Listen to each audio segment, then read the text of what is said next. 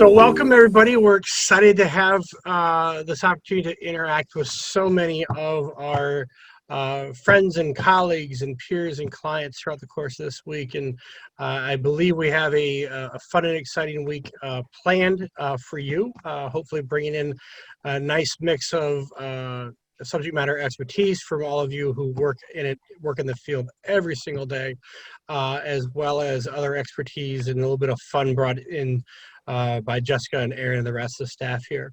So on behalf of ECS, I want to welcome you, and I want to say thank you so much for all you do in your communities, and for allowing us to be some small part of that work that you guys do day in and day out to make your communities healthier, happier, and better every single day, especially in this time of crisis and turmoil, from COVID to the wildfires to the hurricanes, to all the other things that we as Americans are dealing with every day, and recognizing that each one of us is part of this community, and each one of us contributes on an ongoing basis to making not only our lives better, but those in our communities. And I want to say thank you to the staff of ECS for their really hard work that they've done. They're putting into this virtual retreat week and pivoting to make it as successful as possible. And we apologize for any hiccups that may happen along the way. We'll do our best to address them.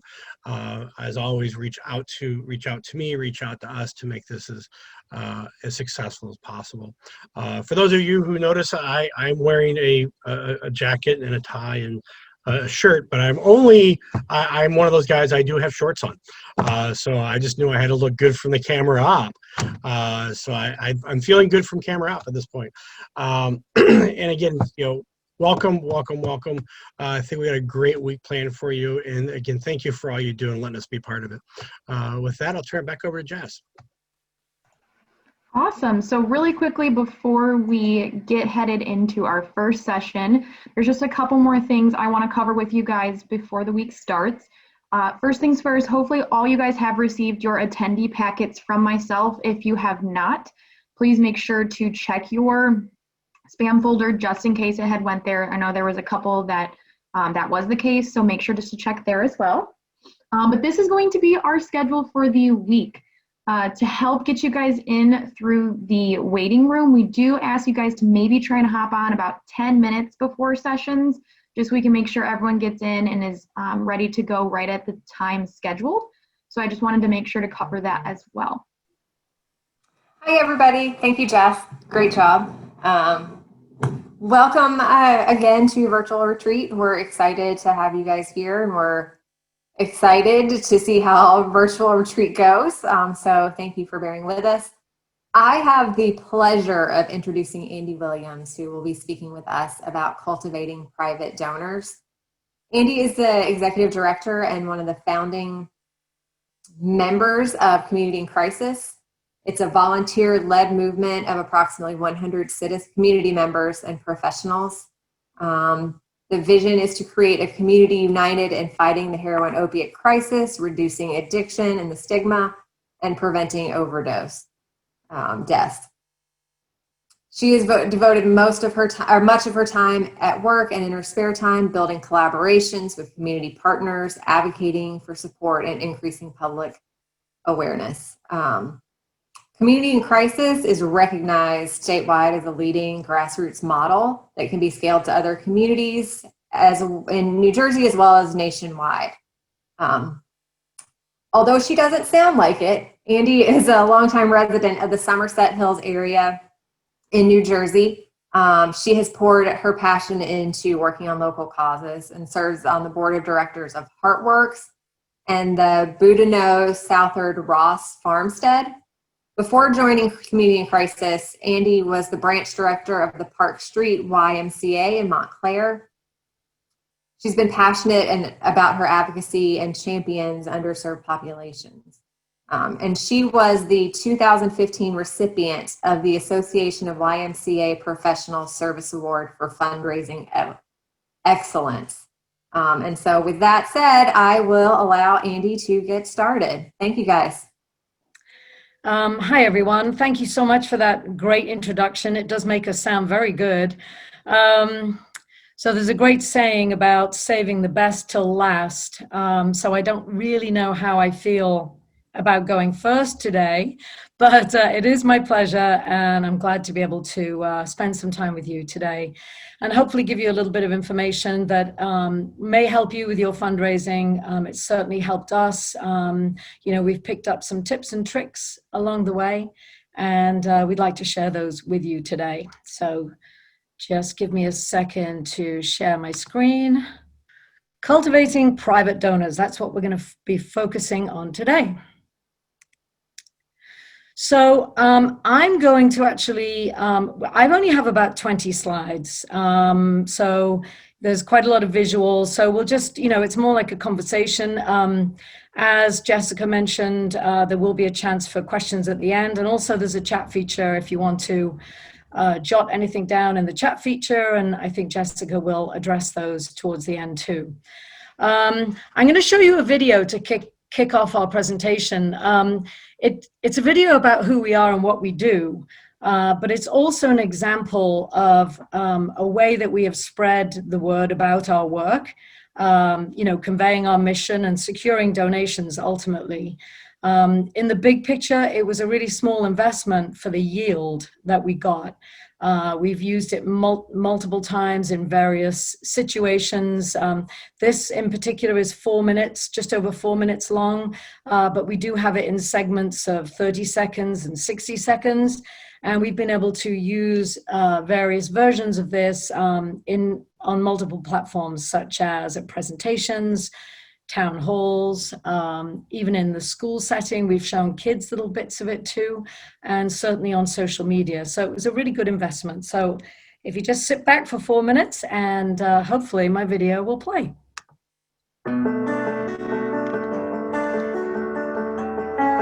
I grew up in Basking Ridge, New Jersey, beautiful, affluent town. Had the dad with a nice job, the white picket fence. I had two loving parents that have been very much involved in my life, so very fortunate. I wasn't addicted to opiates overnight. I got them prescribed to me from a doctor with my name on the prescription, so I always associated from that moment that they were okay. And it was scary because I didn't even know the path that I was going down. People don't realize quite how bad it can be because we live in this privileged town that has the veneer of well-being. However, there are kids out there who have no clue what they're dealing with. They don't realize how addictive they can be.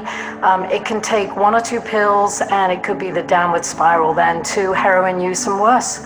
I was shocked at the magnitude of the problem here in Basking Ridge, Burnsville, Far Hills area, and in the county as a whole. More people die in New Jersey than ever this year, a 20% increase, people dying in New Jersey, so this epidemic is not going away. So yeah, we have to call it a crisis because that's what it is. It's the #1 health crisis in the United States. They don't think there's a problem in Bernardsville, but there's a huge problem in Bernardsville. It's everywhere. This disease is dreadful. For a lot of people early on, the struggle is they think they're the only ones. Community in Crisis has put together a tremendous organization and a group of people to help those people that maybe are suffering themselves or are early in recovery get the services they need to, lead them into that life of recovery. What we found is there's no sobriety support. So people were going and getting well and getting sober, but there was no community behind them and other like-minded people to sustain and support that. Treatment centers are taking care of the physical aspect of it and getting somebody healthy again. And what Community in Crisis is doing is they're putting together a whole list of support services for those people that are coming out of treatment. There are many programs that we offer at Community in Crisis. My most favorite is the Hub Club for 50 middle school kids.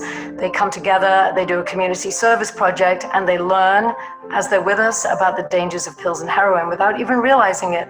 We also do an acoustic coffee house, and we have about 50 people come to that each time, most of them in recovery. It's a great socialization opportunity for them. We have coffee and conversation, book clubs. So we offer many programs geared to different populations and different ages on the prevention and recovery support end. But they also provide support services for the families, right? So it's not just the person in recovery that needs help, it's the families that are struggling.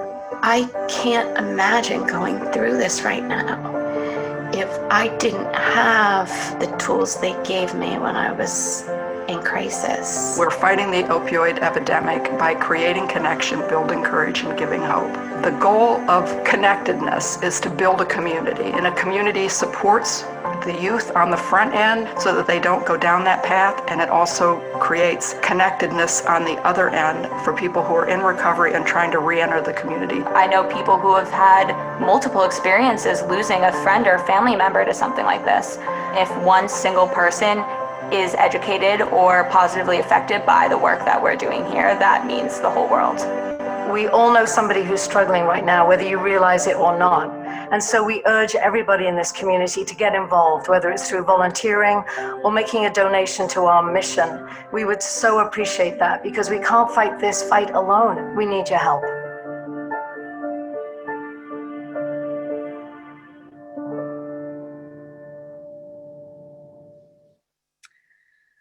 So there you have an example of a 4-minute piece that actually really pulls on the heartstrings. You know, it's connecting the face with the case.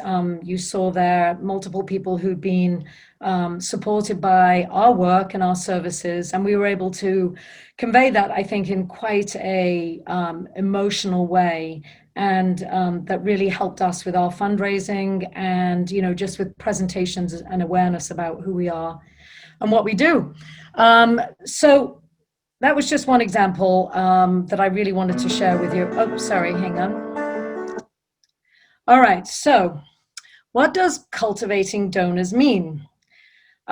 So, you know, very often mistakes are made with donors in that we don't keep a relationship going with them throughout the year.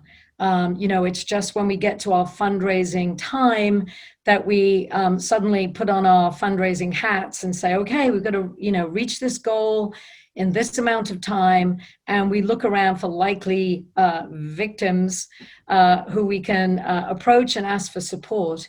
And that's really very uncomfortable. It's not really the way to fundraise in a successful way. There should be an ongoing conversation with your donors throughout the year so that by the time you do get round to wanting to try and reach your goal, it's a very natural part of the conversation that you're able to ask them to support your organization by making a gift. You know, you don't want to get to a situation where people are diving into bushes and in doorways just to try and hide from you as you come down the road because they know why you're approaching them and it's the only time you ever do that year. No, it's something that has to be ongoing throughout the year. So we're going to look at two types of donors. They're the donors that you secure through sort of mass means. So that's through your marketing efforts, campaigns, appeals, and so on. And I liken this kind of method of, you know, casting a net out into the water versus actual line fishing. So, you know, mass marketing is essential for any organization. It builds your brand identity, it creates awareness about your cause, and it certainly provides education about the issue that you're trying to address and resolve. However, you'll rarely get a donation that results really from that kind of marketing or mass appeal. unless it's towards the end of the year and you're asking people to make a tax-deductible donation by the end of the year, because most people do that. So on the whole, though, essential, but not necessarily a high yield of donations.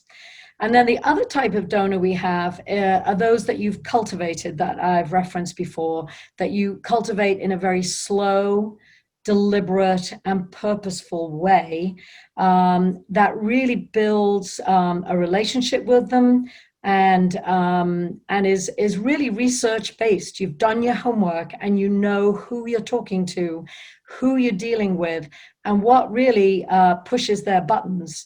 So you've got two very different types. Both of them are incredibly valuable. Both of them are gold.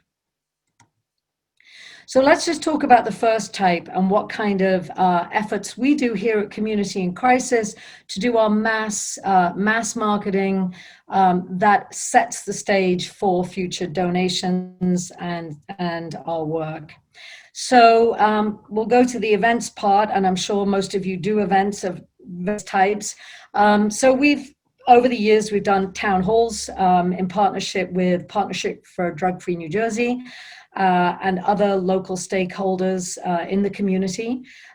We go to lots and lots of health fairs. We go, we take people out for lunch, we do some dinners, we attend conferences as much as we can and as far as our budget will allow. We spend a little bit of money in our budget on memberships. So, like Rotary and Partnership, the Somerset County Business Partnership, for instance, because through those alliances and those organizations, you actually can network pretty successfully and in a quality way. We always accept invitations to present, and that's why I'm sitting here today. We do some webinars, and we also have task force meetings where we bring community stakeholders together, and we talk about the issues going on in our community and ask for their input. So they're just sort of awareness events that take up an awful lot of time. I mean, if I think about the number of health fairs and summits that Tony Knoll, my colleague who's attending today, how many we've been to over the course of the years, I'm sure you're all the same. There's just so many of them, but always worthwhile. We never come away from those things thinking that was a waste of time. There's always some good that comes from being out there, being out in the community. Next up is our media. We do pretty well with our media. We have a great relationship with our local media, and occasionally we get picked up on a larger scale statewide. In fact, I'm just working with a PR agency at the moment as September is Recovery Month, and they actually approached us, so that was nice. And so, we do a lot of press releases, the occasional radio spot, and where there's an opportunity to jump in on a theme, like September is Recovery Month, for instance. We send newsletters through Constant Contact. You may use that or MailChimp or something similar. We do quite a bit of leaderboard advertising. So that's either the skyscraper or the digital header that then clicks through to our website, and that brings in a lot of traffic to our website. We've done podcasts with churches and so on. We have also, never ever underestimate the opportunity to self-upload your own news. You can go on to websites such as Patch and your local news channel, and they allow you an opportunity to post your own stuff. And, you can put your photos up there, photo captions and press releases and so on. So there's a lot you can do. It's just very time consuming. And then, of course, I'll cover social media separately, but you've got LinkedIn is another tool that we underutilize and we should use more. And the other thing that I should mention is SEO. So we're just really working hard on that at the moment, and traffic's really seen an uptick on our Google Analytics. So these are all, again, awareness and education about what we do that ultimately will lead to support. We have some print pieces. We try to make them as digestible as possible. You'll all have seen pieces that are just chock full of information, so much so that it's off-putting and very often probably doesn't get read. We try to make ours visually attractive, essential information that people will be more likely to pick up and read. So we have rack cards, flyers, trifolds. We do some print advertising. We have banners. We have one outside our space as we speak now, and other promotional items. We recently embarked on a direct mail piece. We'd never done one before, and when the pandemic hit, we had to refocus and reach our audiences in different ways because we were no longer in front of them, literally, face to face. So we did a direct mail campaign, and you can see the piece. It was folded into three. And that's it there. That's the front and back of it. And it was a cute little piece that was very visually attractive. It had some statistics. You can see the bottom left and bottom center, about some of the things we'd achieved during 2019, just to convey our impact and what their dollars support. And then what we did with this piece is we put it in a clear cellophane envelope.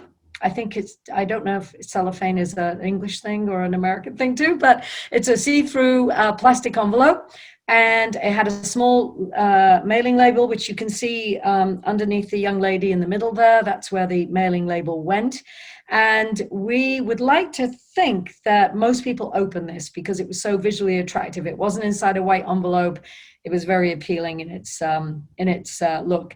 And after this was done, we then had board members follow up with handwritten cards, note cards, obviously not to the many hundreds to whom this was sent, but to some of our higher quality potential donors.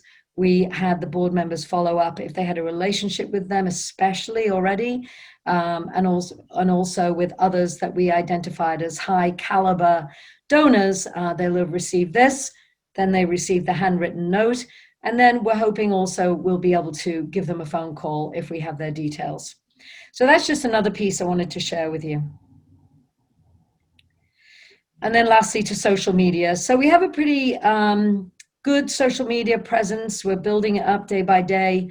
You can see a little bit there from Facebook, and we do some paid advertising. We do some boosts and on Instagram as well. So I'm sure you all do that too.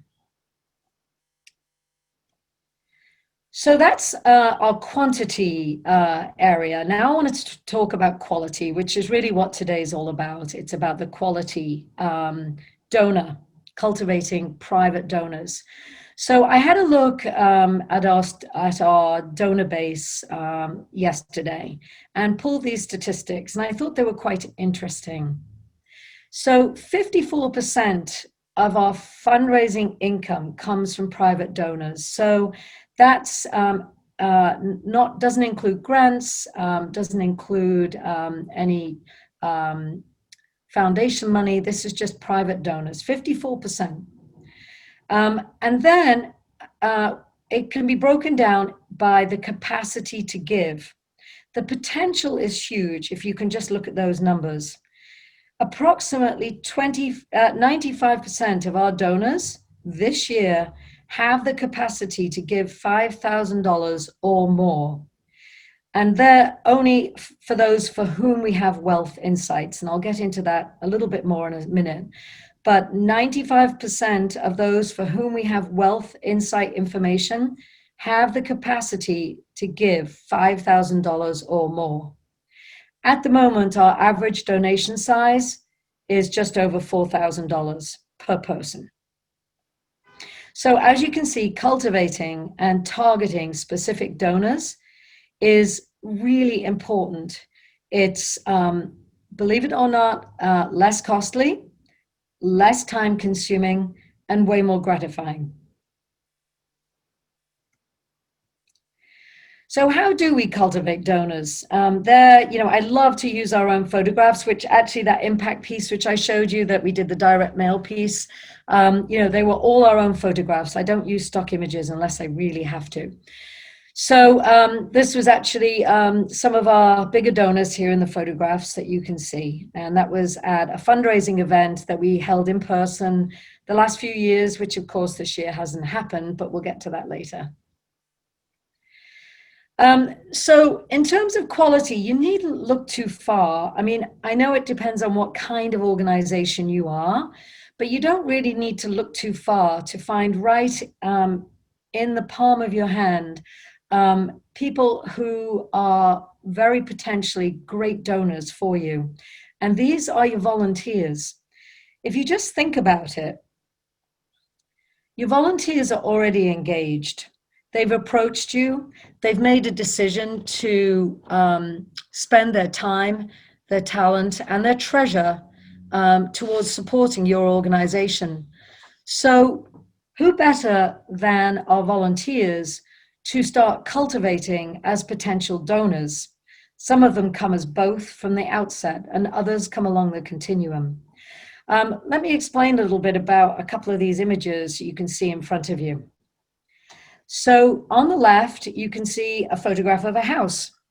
And that house is a house we've just purchased. And that was given to us by angel investors. And they decided that they wanted to make a transformational gift to us, and in the form of bricks and mortar. So we didn't argue too loudly, and we found this beautiful home, which used to be a funeral parlor.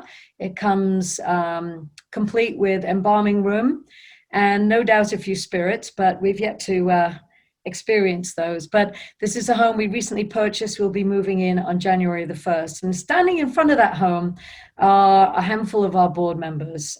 They came to have a look around, socially distanced, and look at this wonderful gem that we've been gifted by our angel investors. So of course, board members are all our volunteers, and they all give freely to community in crisis. We have to be able to say to our potential donors that our board and staff all 100% support community in crisis. You can't ask for support unless you support a cause yourself. So our board members all do support us. In the middle of the slide, you'll see a cute young lady, Mackenzie. And Mackenzie approached us from Penn State and asked if she could do a volunteer internship with us remotely.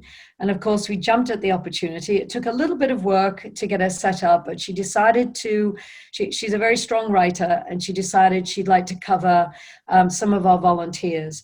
And we were thrilled about this, because when you highlight what volunteers do for you, it's multifold in its benefits. It tells people about the kind of work you do. It really lifts up and thanks and rewards the actual volunteers themselves. And also, it's again another little step towards receiving gifts, receiving donations from members of the public. So Mackenzie did this lovely piece, and she named it Uncovering Their Why. So uncovering their why, why it is that they have dedicated their time, talent, and treasure to our cause. And these are just 6 of many volunteers that we chose. There were many more. It was very hard actually to choose these 6, but these are 6 of our volunteers. And Mackenzie wrote a brief overview about them. This is very condensed, the one you're looking at. And then we used it on multiple platforms.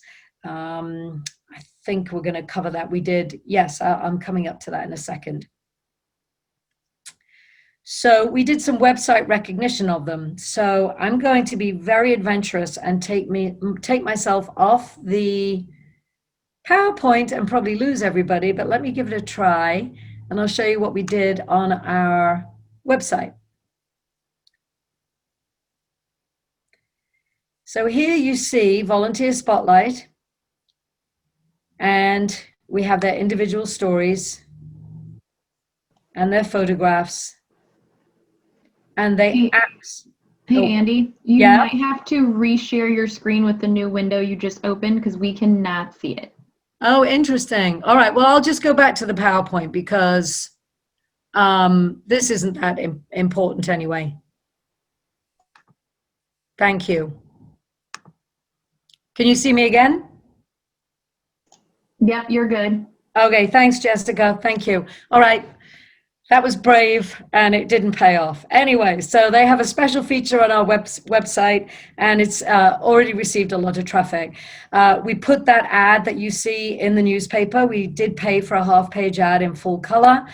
So that was very well received. And then we used a weekly newsletter using Constant Contact.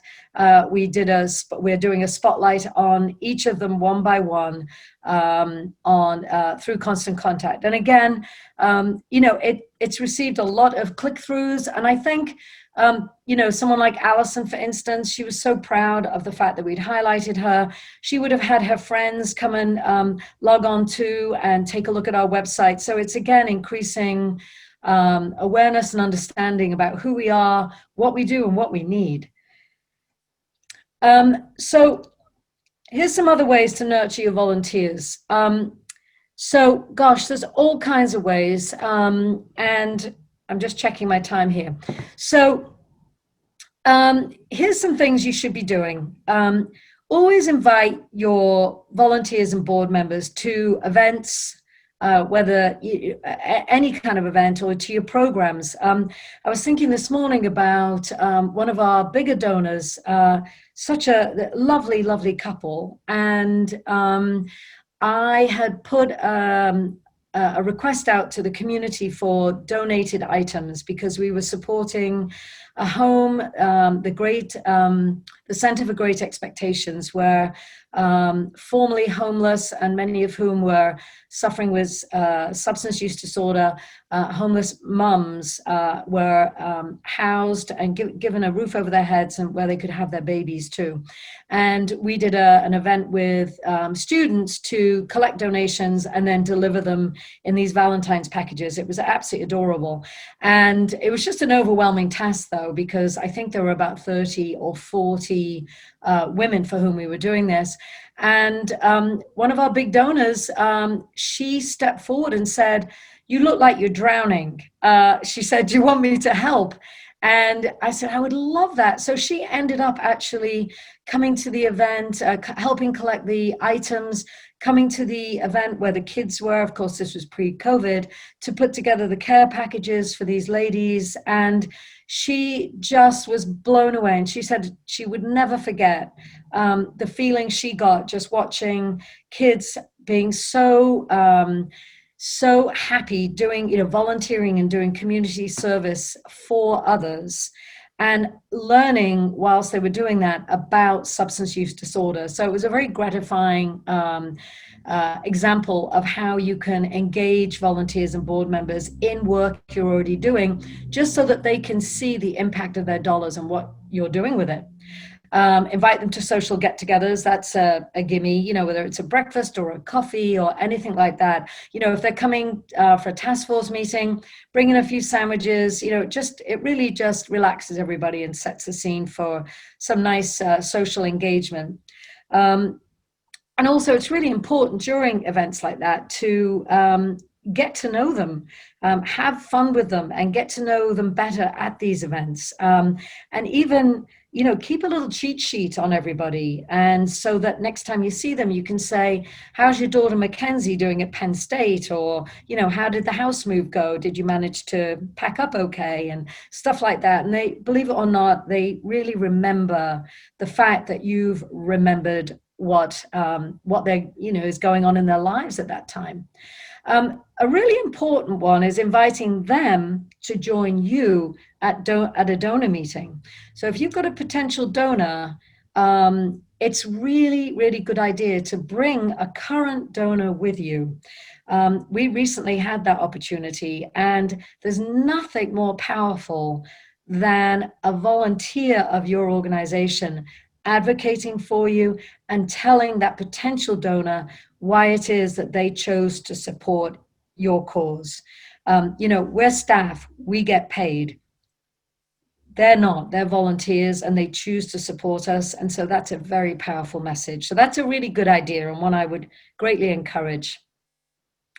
Another thing to do is to listen carefully to them and invite their opinion, get their input, because they're giving you their money.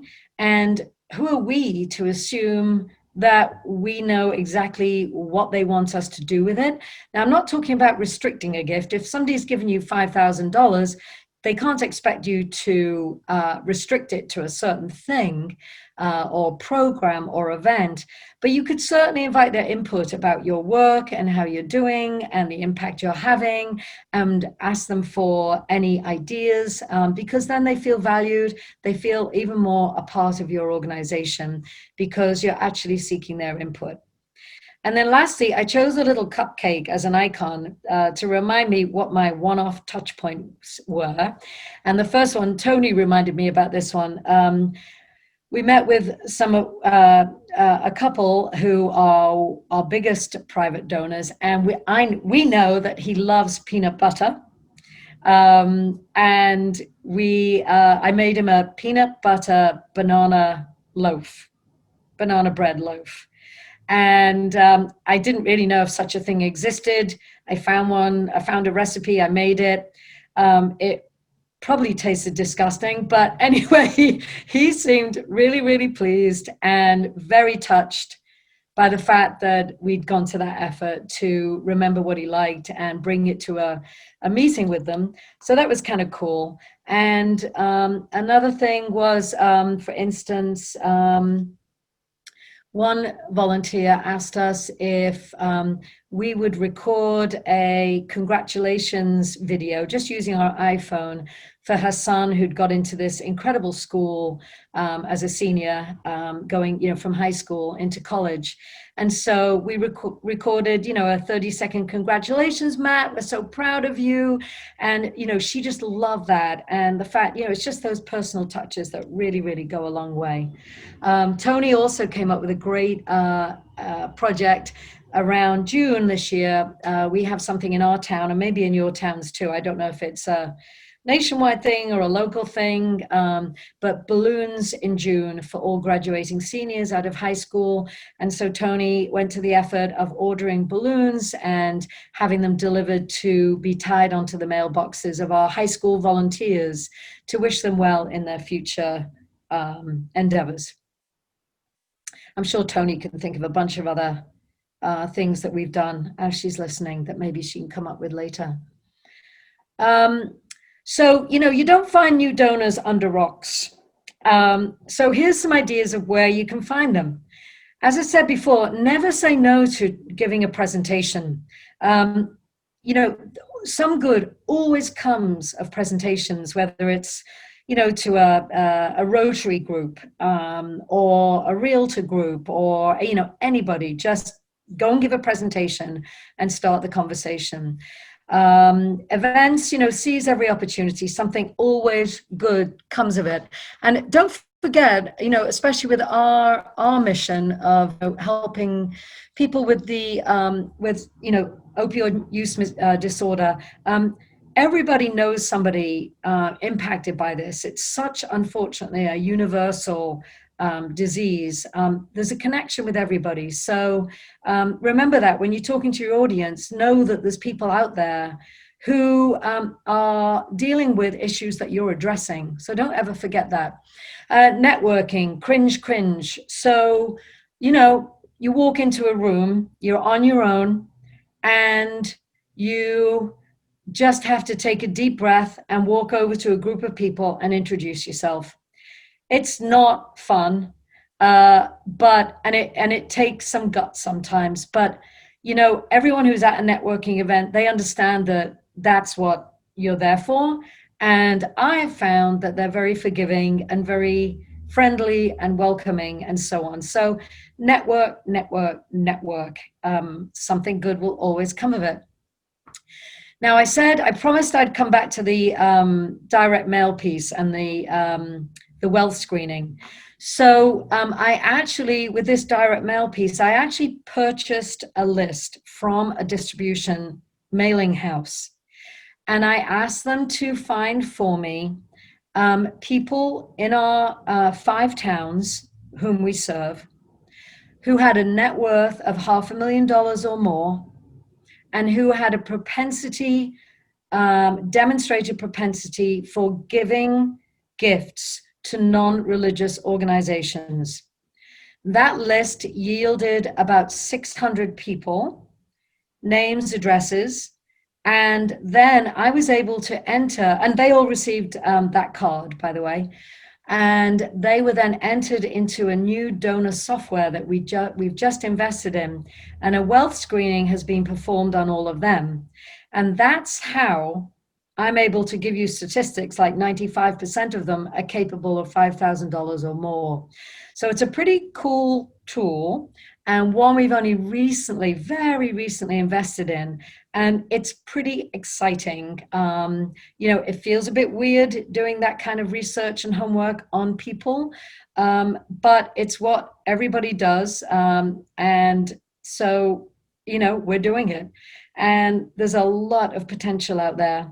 And then I added Zillow, because when you get a list like this, or you meet somebody who says, yes, I live on ABC Road in this town, you can look on Zillow and see what kind of real estate value we're looking at here. I know it sounds a bit sort of calculated and cold and calculated, and guess what? It is.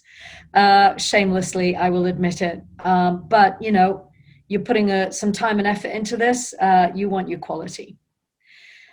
Play detective. Do a Google search on people. It's amazing what it might, show. It might show that they're a member of a board of directors somewhere. So it will give you an idea of what their buttons are that would really appeal to them. And you could maybe massage that into a conversation with them. Just find out as much as you can about potential donors.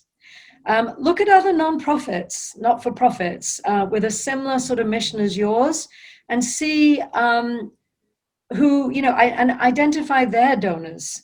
I mean, when we were gifted this house around the corner, the one you saw in the photograph, I'm sure there's going to be other nonprofits, including some of you listening today, who's going to look at the news on that and find out who those angel investors were, and why not.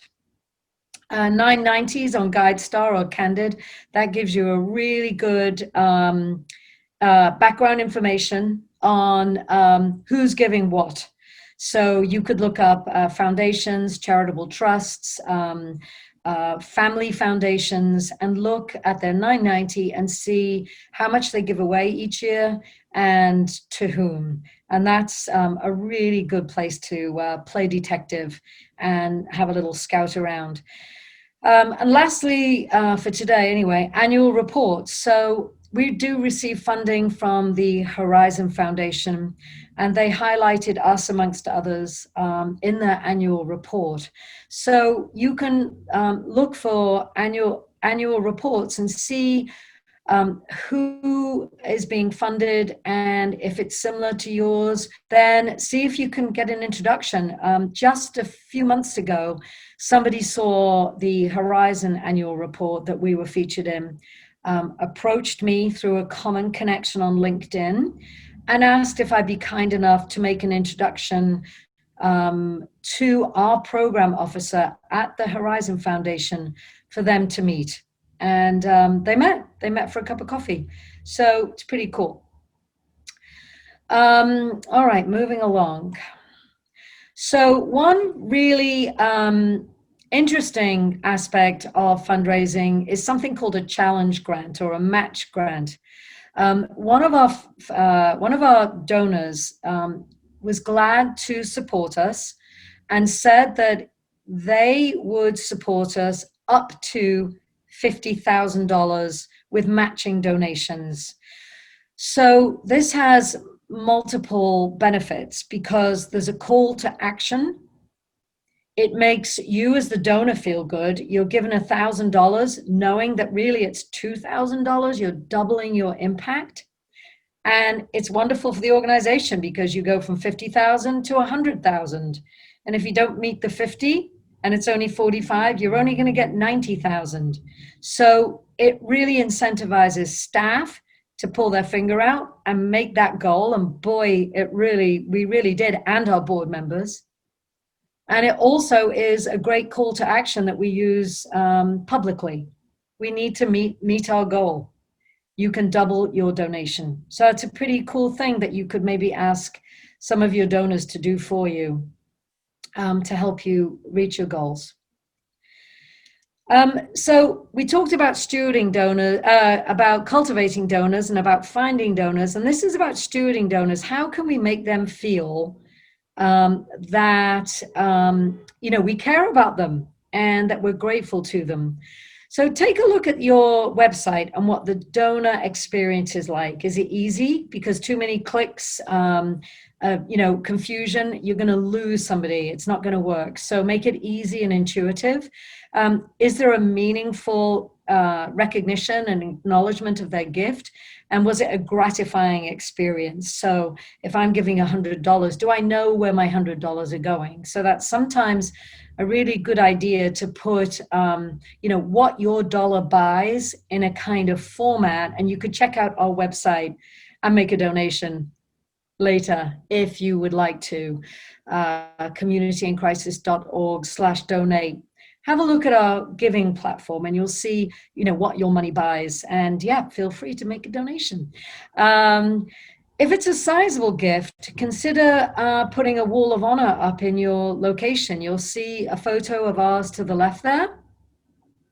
Definitely a press release if they're comfortable, they're not anonymous and they give their thumbs up to being mentioned out in the press. And they're just, public recognition.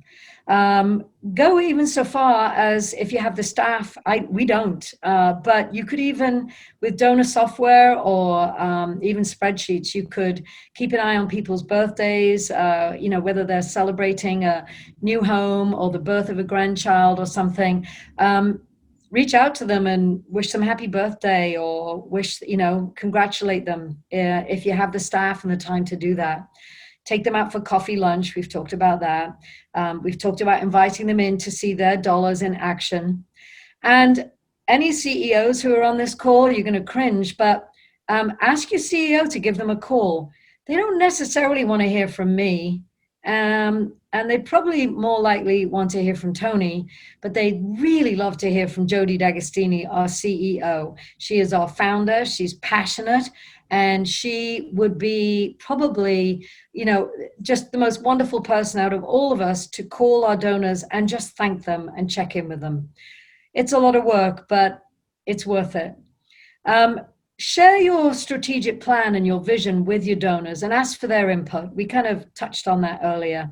So, it's very important that they see where you're going, what your goals are, so that they can keep a vision in mind themselves about how they're going to continue supporting you.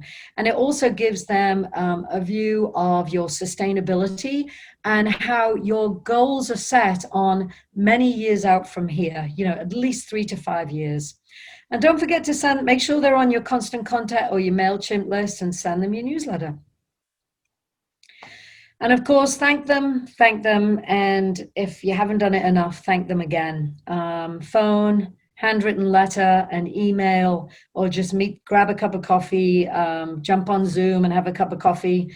Keep your PJs on if you want to, but just make sure you wear that jacket and tie on the top part.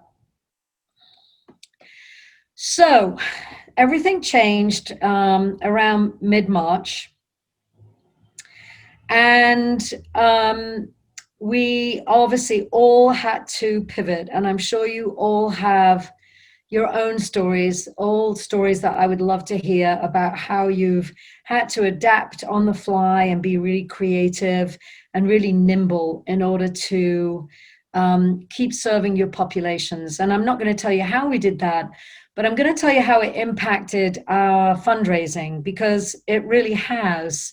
We have lost some funding, and we're unable to meet with some of our donors, most of our donors, as we would have been normally because of COVID. So we decided we would take our normal in-person fundraiser, which is our only fundraiser of the year, to a virtual platform. And we decided, because we needed to make it a little bit different, because so many of us are doing virtual events, we decided we needed to make it fun. And we thought that whilst it's a serious subject, it could be fun. And so one of Tony's daughters, who is this marketing whiz, came up with the idea of theming it. It had a cooking theme to it in person. We had 30 chefs normally who attend. So we wanted to keep the cooking theme. So Jenna, Tony's daughter, said, how about doing a takeoff of Guy Fieri's diners, dives, and drive-ins, I think it is. It's not something I'd heard of before, but I'm sure many of you listening have. And we reworded it to diners, demos, and donations. And we do have a cooking demo on the night, and we're hoping for many donations. And we kind of stole the theme and used a few sort of cheats, I guess you would call them. We're cheating to try and get people to attend the event. So I'm going to play for you 3 videos, I hope. They're literally 40 seconds long, just to show you what's going on our social media right now. These are 3 teasers that will show, hopefully we're paid advertising on social media to try and pull in a crowd on October the 1st, 7 p.m. And I'm hoping all of you will join us. So here we go. Hey everybody, I'm Guy Fieri, here to tell you about a chance to spend 40 minutes keeping it real. Why not spice up your life on October 1st at 7 p.m. at Diners, Demos, and Donations, a full-force fundraising extravaganza. It's an awesome event for the foodie philanthropist, and we know who you are. So mark it down and get funkylicious with us on October 1st at 7 p.m., where celebrity chef and food stylist Ashton Keefe, she is off the hook and will be taking us to Flavortown for some fun, food, and fundraising for a wonderful cause that touches all of our hearts and communities. It's right around the corner, so get ready, baby. Oh gosh, that always makes me laugh. And then this one too. You ready? Hopefully you will recognize this fellow.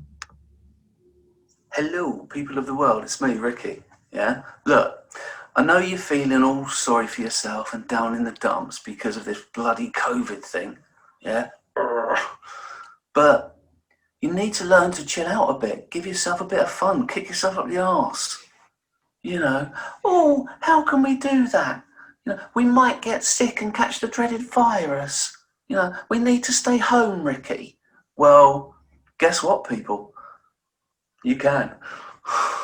You can stay home and have a bit of fun, because it's going to be a brilliant night. When you tune in on Thursday, October the 1st at 7 p.m. and watch me and a few other special guests of the Community in Crisis introduce dinners, demos, and donations. It's going to be brilliant. Not quite the Golden Globes. I got fired from that.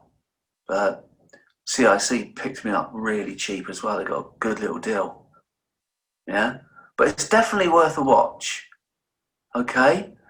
We got a few special guests joining us on the virtual event where we hope to raise some much needed funds to help little kids keep safe from drugs. Yeah? CIC does that. They help kids make healthy choices instead of getting involved in all that bad stuff out there. Yeah? It's brilliant. They are brilliant. So tune in for 40 minutes on the night on their Facebook page. It's just 40 minutes of your life. Yeah? Thursday, October the 1st, 7 p.m. Don't miss it. Okay? Thank you, Ricky. And I've got one more to show you. Hey everybody, I'm Guy Fieri. Did that last time. Here we go. My name is Ashton Keith, and I want to cordially invite you to this year's Community in Crisis event on October 1st at 7 p.m. This year's event is called Diners, Demos, and Donations, and while the last one is the most important, we really want to have fun. So we're inviting you to come and to donate and to watch the demos and the wonderful talent that we've got. But more importantly, we want to raise awareness for addiction in our area. While it's always a pressing issue, there's no doubt that COVID-19 has made this even more crucial for us to understand, prevent, and help with. So, like I said, come and join me for a demo on October 1st at 7 p.m. We look forward to having you, and we can't wait to see you. Thank you, Ashton Keith. Okay, so I just wanted to finish up on this slide because you can do all of these things, but if you don't truly believe in what you do, you won't have the same effect as you would if you really truly believe in your work and you feel humbled and gratified by the work that you do. I know that when Tony and I and any of our board members talk about CIC, it's very emotional. They're very connected, and that speaks volumes about the work and our belief in our work. And I think that's a really important component. So just remember to always work for something that you truly believe in. And if you are selling vacuum cleaners and you think it's the best product ever, the Dyson, that's great. But make sure you believe in your product. So have your story ready. You know, if you can't speak well and with passion about what you do, then it's not going to come over loud and clear. So know your own story. Make sure you've got that really well nailed down so that when you talk to a potential donor, they can really feel your commitment to your work. And that is it. I am done. Thank you so much for your attention. I will stop the share now, I think.